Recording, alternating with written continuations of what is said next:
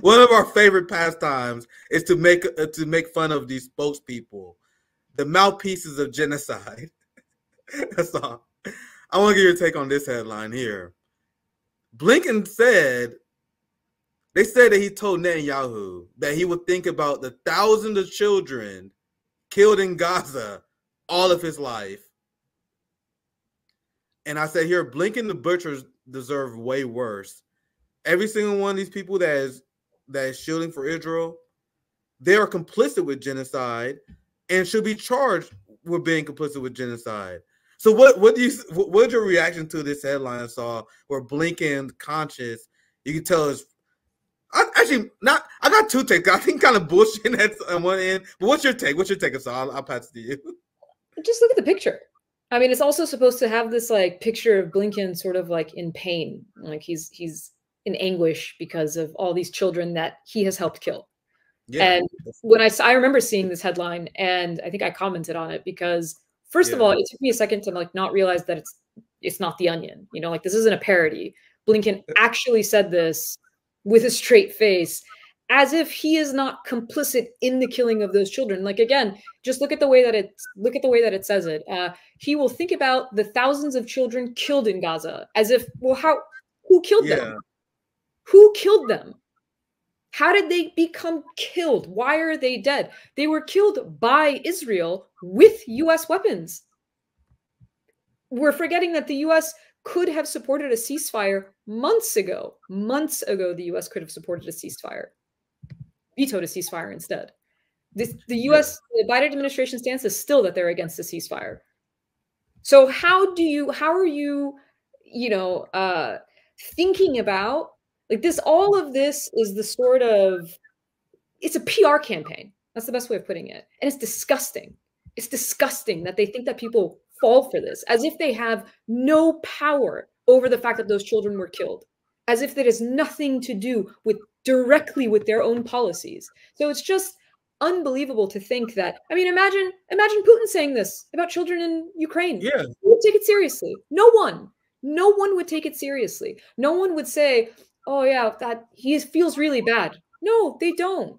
Imagine in a headline being, I feel so bad for the Iraqi children I killed.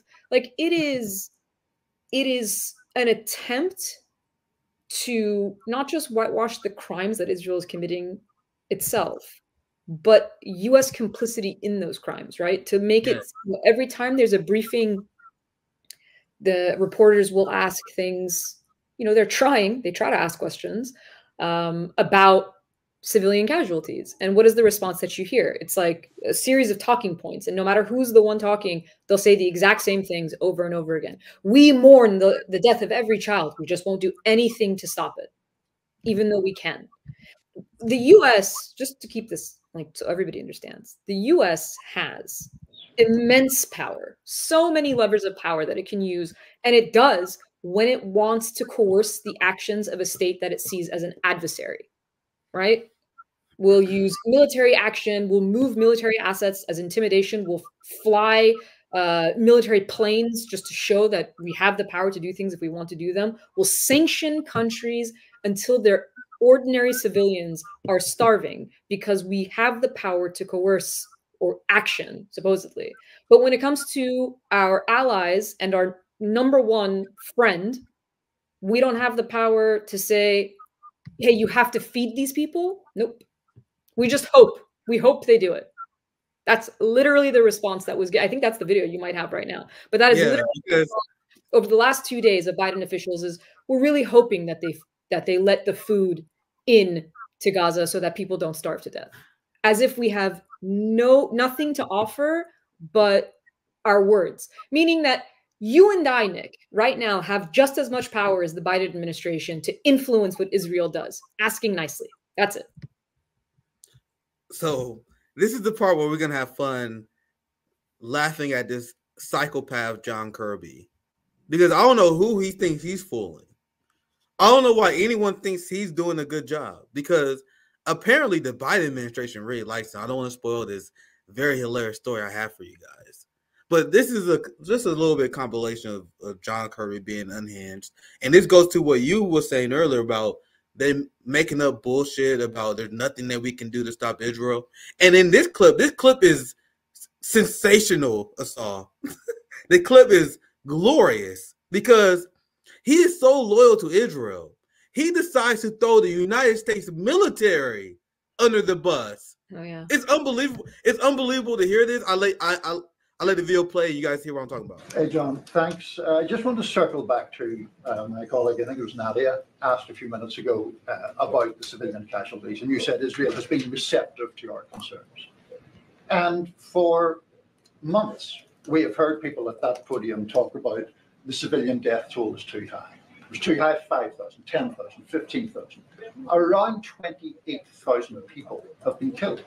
What does the White House base the assessment that Israel is receptive to its concerns? As I said, we have seen them take actions, sometimes actions that even I'm not sure our own military would take in terms of informing civilian populations ahead of operations, where to go, where not to go. They have taken steps. Now, obviously, those steps, while noteworthy, haven't been enough to reduce the civilian casualties, which is why the president's.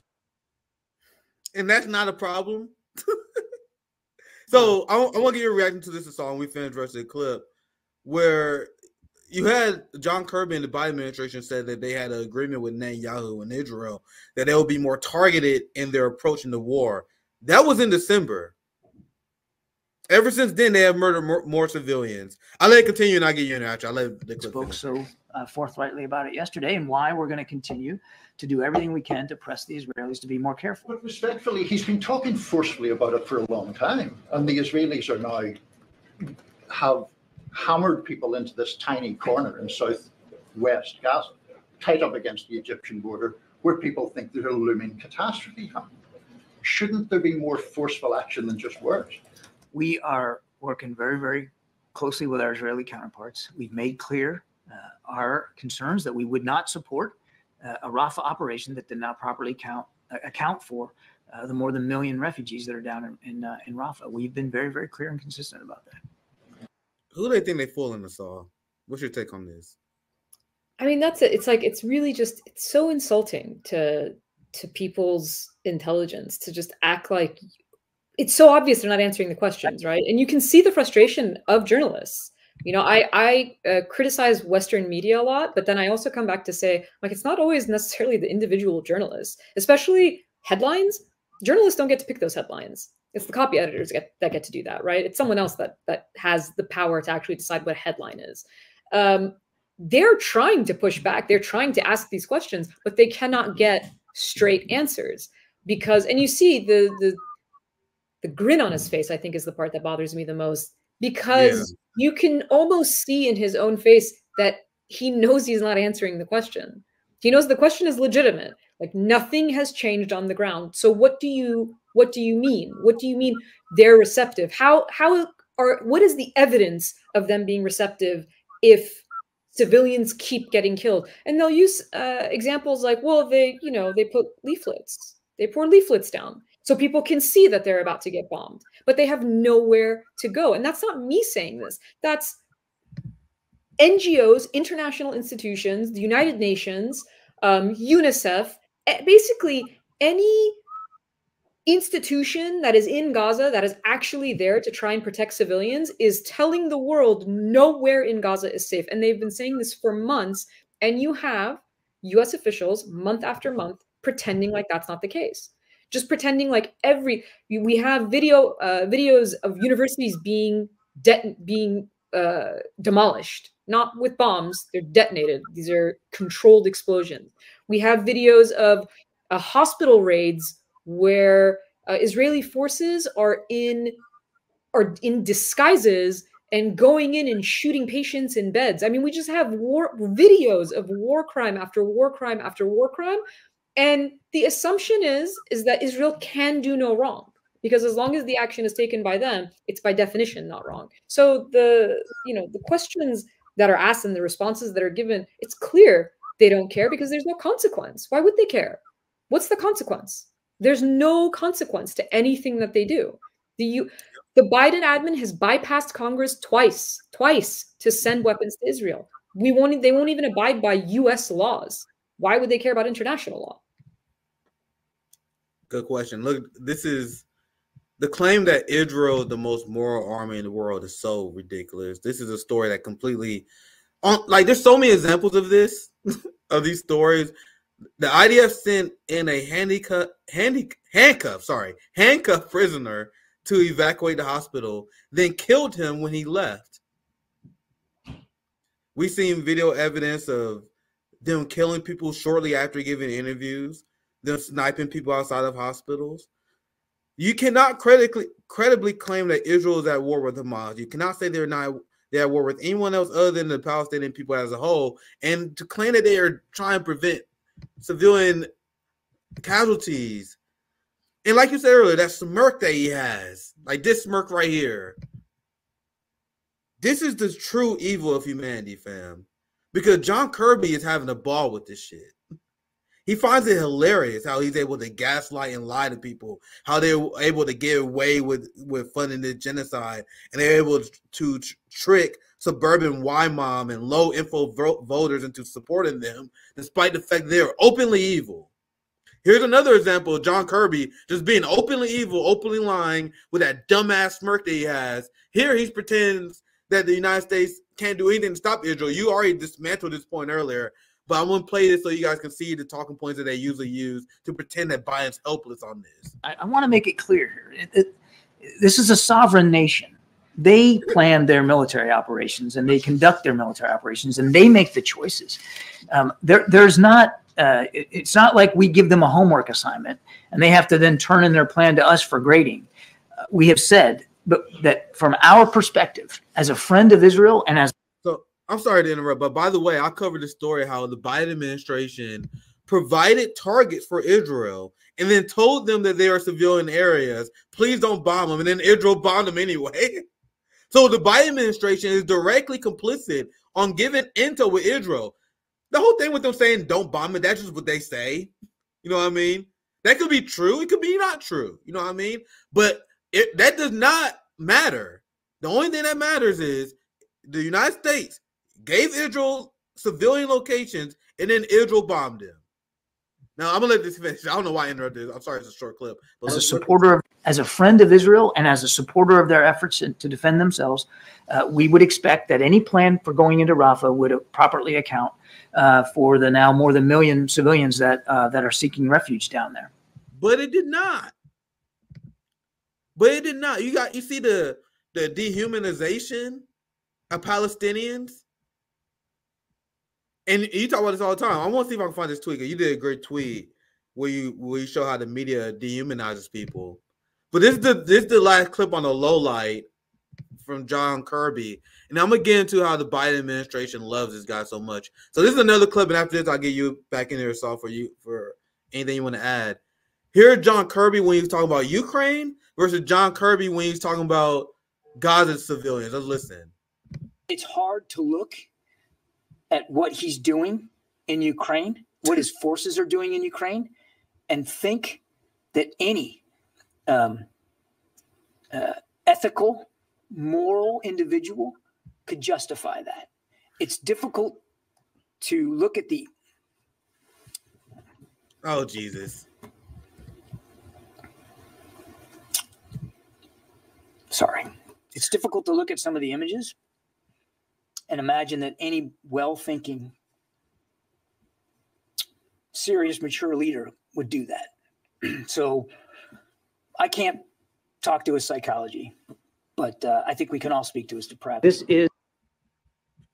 So, Saul, that's his take on the Ukraine war. Now let's see how he talks about civilian deaths in Gaza. I want to get your reaction. This war, it is combat, it is bloody, it is ugly, and it's going to be messy.